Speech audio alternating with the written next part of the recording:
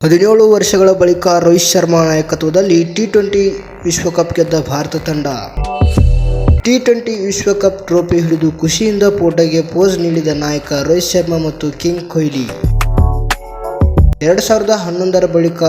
ಎರಡನೇ ಬಾರಿಗೆ ಟಿ20 ವಿಶ್ವಕಪ್ ಮುಡಿಗೇರಿಸಿಕೊಂಡ ಭಾರತ 59 ಎಸೆತಗಳಲ್ಲಿ 76 ರನ್ ಗಳಿಸುವ ಮೂಲಕ ಟಿ20 ವಿಶ್ವಕಪ್ನಲ್ಲಿ ದಾಖಲೆ ಬರೆದ ವಿರಾಟ್ ಕೊಹ್ಲಿ ದಕ್ಷಿಣ ಆಫ್ರಿಕಾದ ವಿರುದ್ಧದ ಪಂದ್ಯದಲ್ಲಿ 3 ವಿಕೆಟ್ ಗಳಿಸುವ ಮೂಲಕ ಭಾರತ ತಂಡದ ರೋಚಕ ಗೆಲುವಿಗೆ ಕಾರಣರಾದ ಹಾರ್ದಿಕ್ ಪಾಂಡ್ಯ, ಬುಮ್ರಾ, ಹರ್ಷದೀಪ್ ಸಿಂಗ್ ಅವರು ಉತ್ತಮ ಬೌಲಿಂಗ್ ಪ್ರದರ್ಶನದಿಂದ ದಕ್ಷಿಣ ಆಫ್ರಿಕಾ ವಿರುದ್ಧ ವಿಶ್ವಕಪ್ ಗೆದ್ದ ಭಾರತ ಟಿ20 ವಿಶ್ವಕಪ್ ಟ್ರೋಫಿ ಹಿಡಿದು ಸಂಭ್ರಮಿಸುತ್ತಿರುವ ಭಾರತ ತಂಡದ ಆಟಗಾರರು ಟೀಮ್ ಇಂಡಿಯಾ ಕೋಚ್ ಕನ್ನಡಿಗ ರಾಹುಲ್ ದ್ರಾವಿಡ್ ಅವರ ಮಾರ್ಗದರ್ಶನದಲ್ಲಿ ಟಿ20 ವಿಶ್ವಕಪ್ ಜಯಿಸಿದ ಭಾರತ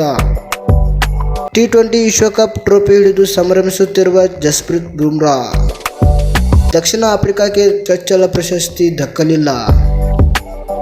ಇದು ನನ್ನ ಕೊನೆಯ ಟಿ20 ವಿಶ್ವಕಪ್ ಎಂದು ಹೇಳುವ ಮೂಲಕ ವಿದಾಯ ಘೋಷಿಸಿದ ವಿರಾಟ್ ಕೊಹ್ಲಿ ಭಾರತದ ಗೆಲುವನ್ನು ಸಂಭ್ರಮಿಸುತ್ತಿರುವ ಅಭಿಮಾನಿಗಳು ಟಿ20 ವಿಶ್ವಕಪ್ಗೆ ಸಂಭ್ರಮದಲ್ಲಿ ಆಟಗಾರ ಹಾರ್ದಿಕ್ ಪಾಂಡ್ಯ